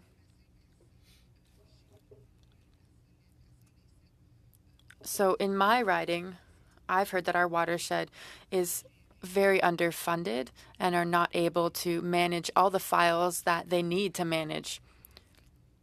What is your opinion on this? Could the Canada Water Agency provide some assistance? Very briefly, in Quebec, our organization is funded by the government, but in terms of implementing things, I think the Canada Water Agency could be the means through which we consult with each other and establishes the priorities for implementation. Mr. Sopok is online now. We're just going to do a test. Can you hear us? You're on mute. I certainly can. Perfect, perfect. Would you like to take? Yeah, but and we understand you're recovering from some knee surgery, so I hope that's going well. I am. Could you take no more than 2 minutes to do a little roundup of what you already said last time? Sure. Thank you for the opportunity. And again, I'm aware that I made a statement at my first appearance, so I'll be very brief now. Sorry, just give me a second. Are we good? The interpreter says. Maybe he can talk for 30 seconds. Talk for 30 seconds about something unrelated. Best riding in Canada. How about that? Yeah, he's your predecessor, Mr. Mazer, I think. Yeah. Just anything you want to say, about your riding and I couldn't your agree more. successor or something. Best riding in Canada, and I have been succeeded by a very able gentleman who is doing great for his constituency. Lower your boom a bit, the mic on the boom. Can you lower that a bit and tell us a bit more about Mr. Mazer? Oh, I could go on and on, but I will use up most of the committee's time, so it's not really fair. Can you hear me okay? Get the interpreters to see if we have a signal. 5, 4, 3, 2, 1. It's not bad. They're going to try. Try. They say it's not Okay. too bad, but anyway, if you could give us like 120 seconds just Sure. to review what you said last time. Sure. Again, the issues deal with water quality, water quantity. I brought up the issue of groundwater being very important. My testimony is on the record, so if people wish to see it, they can. But just to add a couple of points to it, in terms of freshwater management, I have a bias for action. We need to get done. We need things to get done. We can't stand by process. There are very pressing water issues out there. I'm a strong proponent of adaptation and mitigation. And again, I look to what the Premier Duff-Roblin did in Manitoba with the floodway and the flood control structures to protect Manitoba and Winnipeg from floods. I must go against the grain of some of the people. I'm sure I'm not a fan of the idea of the Canada Water Agency. Water is too interdisciplinary to be given its own agency. The model that I strongly prefer is some of the people on the committee may remember the Prairie Farm Rehabilitation Administration, which unfortunately was canceled. But that was an agency that integrated everything from water management, water supply, tree planting, better farming practices, watershed conservation, and on and on. It was an agency that was developed after the Great Depression and did a stellar job. And to me, the Prairie Farm Rehabilitation Organization is the model that needs to be expanded writ large across the country. My very last point is we need to hear from people who live on the land, farmers, ranchers, especially those veterans who've been on the land for 30, 40 years. They understand the issue of climate change and conservation and environmental management just about better than anybody. And I would implore the committee to do what they can to get people like that in front of the committee on this study. Thank you, Mr. Chair. Thank you very much. Alors, Madame Posé, allez-y, là, c'est à votre tour. Go ahead, Ms. Posé. It's your turn. Thank you. Thank you to all our witnesses for being here with us. Mr. Madison, I would like to ask you some questions.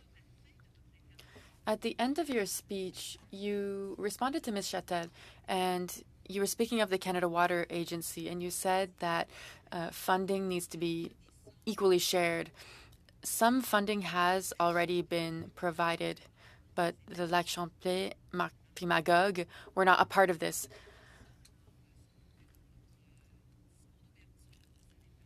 In your opening remarks, you spoke of the importance of being in contact with the United States. Could you expand on that?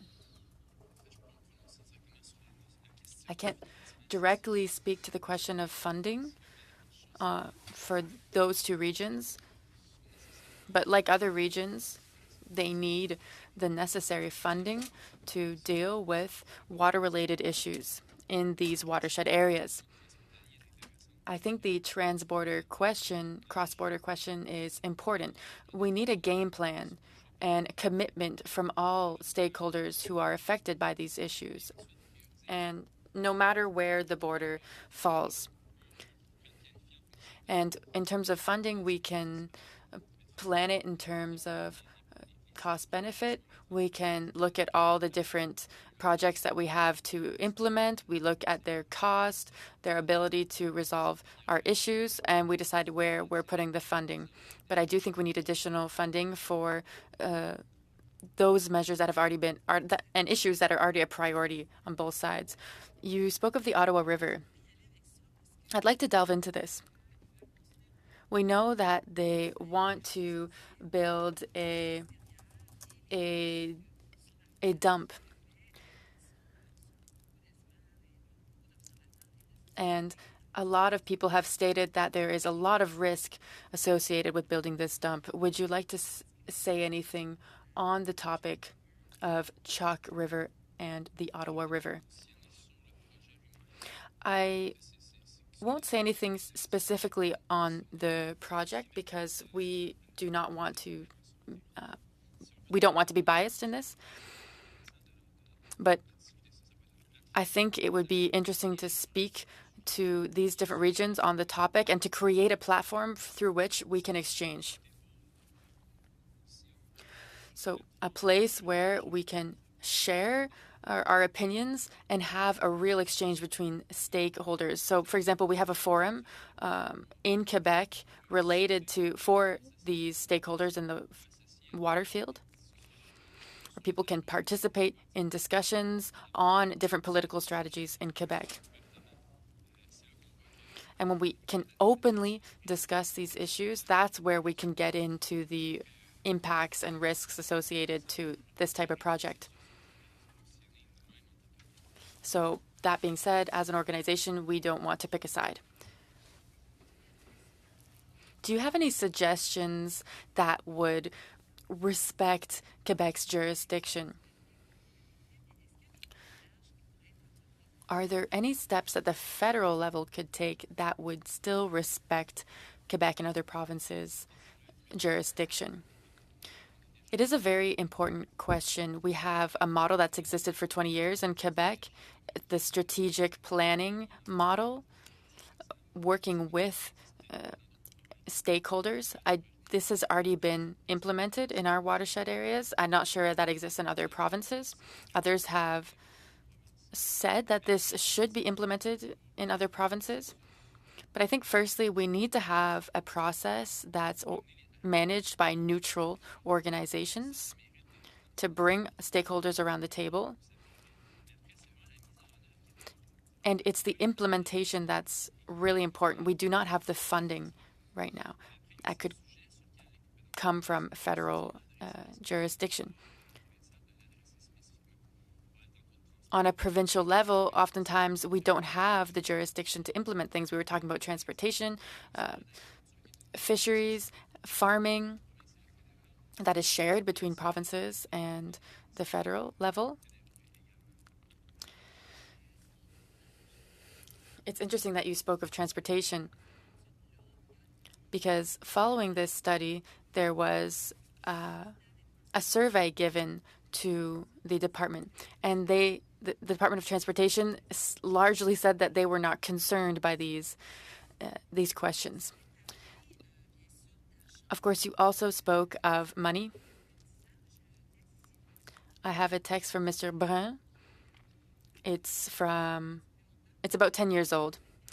He said that it was $65,000 of funding per year for an organization. But we can see that the destruction of our environment is happening quickly. Could you speak further to this? So $65,000 is the mandate for what was to be distributed to these watershed organizations. But the funding that is actually needed to implement our action plan is much more. We've been speaking of $500,000 in Quebec. That would be necessary to implement this vast range of measures. Thank you. Mr. Garrison? Thank you very much, Mr. Chair. I'm going to ask my questions to Ms. Botello, not just because she's from my riding, but because of the important work that BC Watersheds has been doing on the concept of watershed security. And I wonder, Ms. Botello, if you could tell us a bit more about the key elements that have been identified by BC Watersheds to watershed security. Well, I think that all of the work that we've done to date demonstrates that their watersheds impact all elements of our economic and community security. So that's personal security, as we've seen in the climate events across the country, but particularly in BC in relation to the floods, to the wildfires, and to the drought. So the impacts are both short-term and long-term. They impact the ability for businesses to conduct business. You saw the impacts on transportation infrastructure that impacted the entire country as a result of the floods of 2021. And what we have seen in the work and the investments that have been done in British Columbia is that the work of restoring watersheds in terms of riparian areas, of restoring wetlands, of ensuring that there is erosion protection makes a difference. And we saw that in real time during the floods, where there was water retention in particular areas that prevented flooding, that also created refuge for wild salmon in the Fraser Valley. We also have seen how infrastructure that focuses on natural infrastructure and an infrastructure that takes into account future conditions and the benefit of salmon also had remarkable results during the flood. We know that the insurance sector is floundering and really being devastatingly impacted by the costs that as a result of these impacts. And I know you've heard in other committees about how they're dealing with that and what's needed, but we know that water is an important and critical, if not central, part of the climate crisis, and that it costs humans, it costs our fellow citizens, it costs our economy, and it costs our ecosystems. I think, obviously, you've made the case that watershed security is important both ecologically and economically. Can you talk a little bit about what are the main threats that we see to the health of watersheds across Canada at this point? I would echo that I think that climate is one of the most significant factors right now because it's impacting not only supply, so that means where water is available for communities to do business and to have safe drinking water, for ecosystems to be able to survive, but also in terms of the other impacts I mentioned, such as flooding and wildfires. Secondly, you've heard from my fellow witnesses about the challenge of governance. And there is an intersection of multiple jurisdictions, so First Nations jurisdictions here in British Columbia, local governments, the federal government, and provincial government coming together, needing to make decisions that are appropriate for particular places. You've already heard from my fellow witness in Quebec, the benefit of having local watershed governance bodies that can bring people together, and ensuring that there's enforcement and an ability for all levels of government to do the work they need to do. And that requires not only skills and capacity, but funding to be able to do that work. Something else that we've seen in British Columbia is that there is a need for training and skills associated with this work. There is enormous potential for this sector, and we've done some research called on the watershed sector, and we have seen the economic potential of this, the workforce associated with this. So I would say governance, climate, and the federal government investing in the work. There's been a very interesting initiative in British Columbia called the Indigenous Watershed Initiative that I know you have been involved with.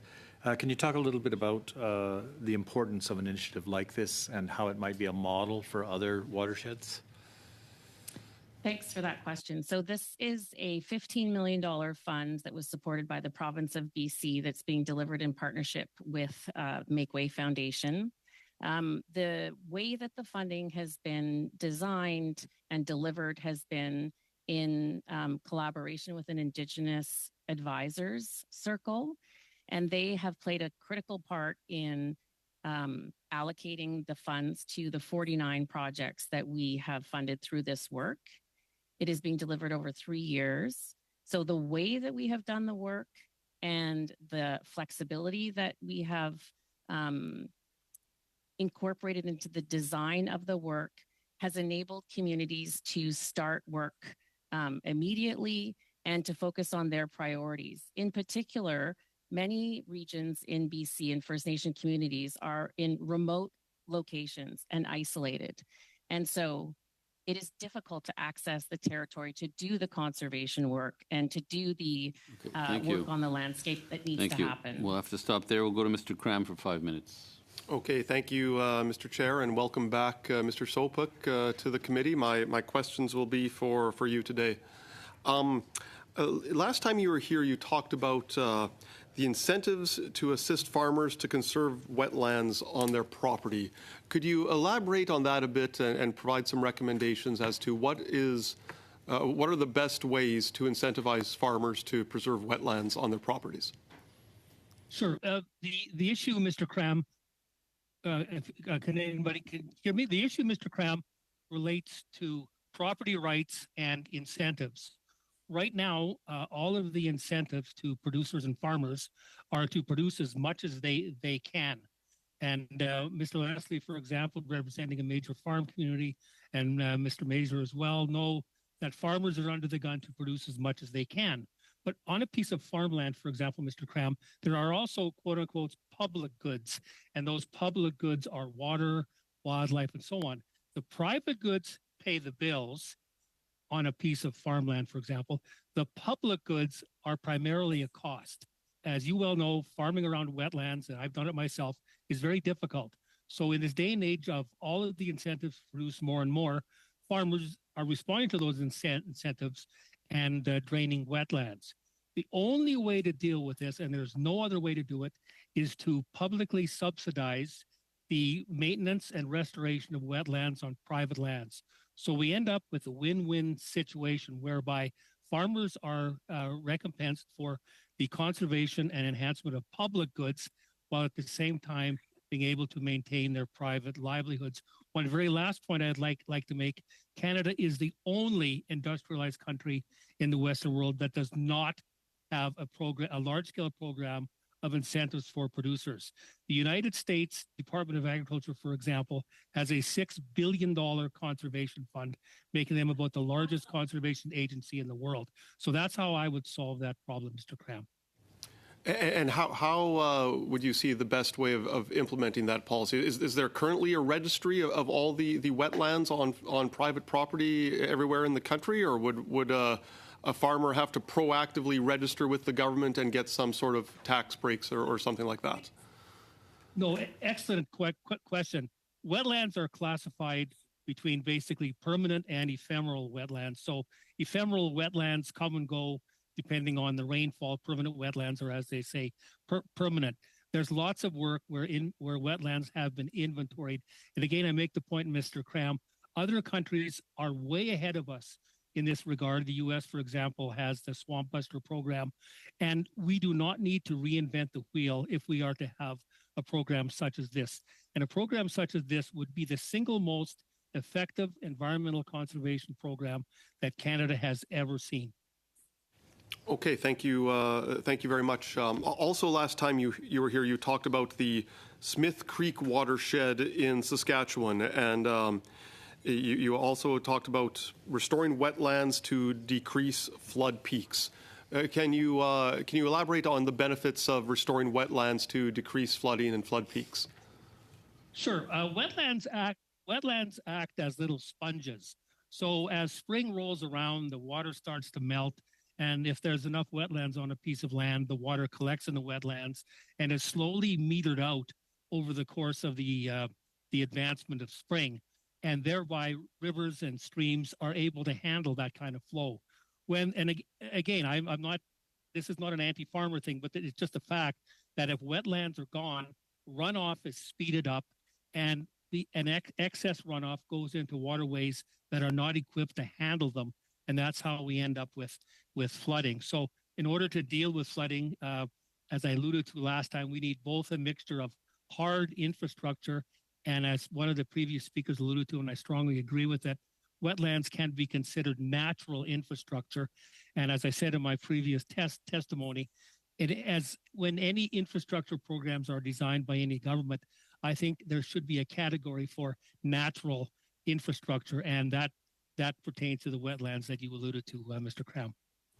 Okay, and then finally, with the time that I have left, could you elaborate a little bit on tillage practices and new crop varieties that can increase resistance to drought and improve water policy? Unfortunately, we only have 9 seconds left. Okay. Maybe Thank we you. can take that up on a future question. Mr. Vancouver. Thank you, Mr. Chair. Thank you, Mr. Vancouver.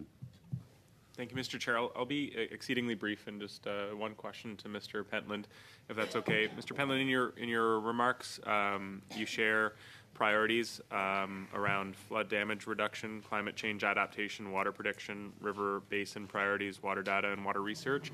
And it seems to me in Ontario, we're very, very lucky in the province of Ontario to have so many great conservation authorities doing this science and this work.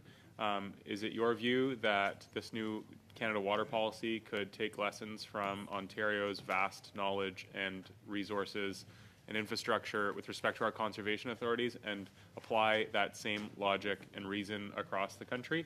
And that'll be my only question. So after that, I cede the floor to you. Absolutely. I served for several years on the Rideau Valley Conservation Authority, and I'm very much impressed by their model and by their work. One of the things I really like about their model is it's self-financing. In most of these things that are being suggested, there's a nice start and you fund them up front and then they die over the years. So these conservation authorities have lasted for 70 years, mostly because they're self-financing. They're financed through a per capita levy on municipalities. And they've been around for 70 years and still very healthy. So my authority, for example, has a budget of $10 million or something. And as a citizen, I probably pay $10 a year to support that, and that's very good value. And they do very good work in a lot of areas, very good examples that could be. On the question of flooding, I think just add a little bit on that. After the flood in BC, Flo did together with a recently retired bureaucrat from the BC government, we did a detailed policy analysis of the flooding and what could be done about it in the future. And I just offer that up, and I will send that to the secretary at some point, and they may be useful for you as a. And another general point, I think, while I got the floor here, I've been listening to some of your seminars, and they're very, very useful. But and for very good reasons, it's obvious that all politics are local, and you're getting a lot of local questions and a lot of local advice. You're not getting much advice on national policy. Very little substantive advice on national policy. I just put out an offer for the analysts if when they're doing their work, if they have any questions about national policy, and please direct them to us. Feel free, and we'll be very happy to help you with those. And in fact, Mr. Pentland, if I could formally request a written, maybe the top 5 things that a national policy ought to include from your wise, and that's off the top of my head. If you've got a different way of compiling it, or if you've got some recommendations for us, then a written report would be very helpful and very much appreciated. Thank you very much. Thank you. Madame Posé pour 2 minutes et demie, s'il vous plaît. Oui, merci.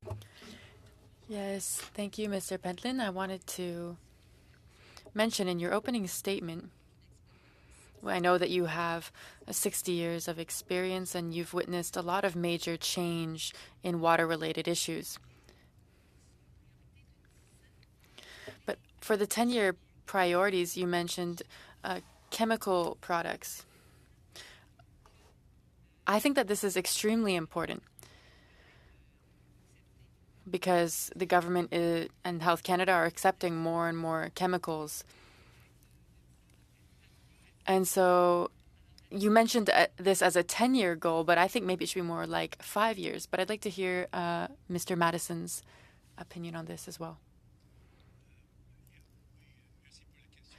Yes, thank you for the question. In terms of the target, I agree. Called the Collaborative on Health and Environment. It's an international group of the best experts in the world. And they give seminars about twice a month. In fact, right at this moment, there's one going on the question of endocrine disruptors and their impact on children's brain development or learning abilities. But that's I think we should keep an eye on that very closely. And the direction these experts are sending us is we'll never understand risk well enough to regulate strictly on risk. And we'll have to move in the direction of judging whether things are essential or not. And I think we're going to move in that direction. So now on the timing question, what the bureaucrats will tell you and what the industry will tell you is that this is a continent. Quickly, please. Perhaps even in a global industry, and you can't move ahead in Canada faster than anyone. I don't entirely buy that. But we probably can, because in some of the European countries, they do move ahead very quickly. So what will happen typically, and you can see this. Sorry, I have to stop you, Mr. Pentland. 45 seconds left. Mr. Garrison will not be using his time. Mr. Madison? Oh, if Mr. Garrison isn't taking his time, then we can carry on, and then I'll have a question for Mr. Madison, too. Anyway, typically what happens is that the Europeans move first in this area, the Americans follow, and the Canadians follow. And I suppose we'll always do that because there is no substantial chemical industry in Canada. And so we're kind of tied to the Americans. So, but maybe Matthew wants to add something? No? I think I agree with that. Bon, je reste en français là, pour... Oh, I'll speak French. But I know that water is such a rare resource in Europe, and so they look at these issues before we do in North America. But yes, we are aware of the issue, and after they look at it, it quickly comes to our tables as well. What I'd also like to add is you spoke of the flow in regulations. Could we support this more without compromising the quality of these regulations? Because I do think that these need to be very rigorous. So can we make it easier without making it less rigorous? I think it depends what we're trying to regulate. If we're looking at federal versus provincial,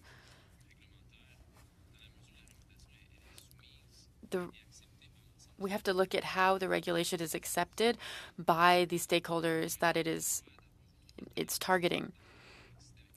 So like I mentioned, the concept of creating a roundtable with all stakeholders that would be facilitated by the Canada Water Agency. I'm sure everyone would be in agreement that we need to be rigorous on a certain topic. But for certain issues, I don't think we should be working through regulation. There's actually other tools that we could be using. Mr. Mazur? Hi. Mr. Sopuck. So DFO has a history of interfering with farmers and landowners who manage on the landscape, as I've much experienced over my farming career. How do we ensure that federal departments are not doing more harm than good when developing freshwater policy? I strongly favor Mr. Mazur. I strongly favor Mr. Mazur the incentive approach when dealing with private land. When you have regulators come onto your land and basically interfering with farming operations, it simply does not work and creates nothing but antagonism. I think in rural areas, I think I mentioned in my previous testimony, when DFO was on the prairie landscape in full force, the officers would show up with guns at municipal meetings, which was we're a very gun-friendly area where I live, but that's disconcerting. Nobody shows up with a firearm to a municipal meeting, even though it may have been government policy. The point I'm making is this policy was implemented by people who did not know what they were doing. And when I was on the I think when I served on the Fisheries Committee for 9 years, and when we were reviewing the changes we made to the Fisheries Act, one of your colleagues, Ron Bonnet from the Ontario Federation of Agriculture, was absolutely scathing in his criticism of DFO officials coming on his farm. And this is in spite of the fact that Mr. Bonnet had won many awards for conservation and was the exemplary in the field of on-farm conservation programming. Good. And just into reflecting a little bit on Mr. Pentland's testimony, he offered some documents and some ideas as far as developing federal policy.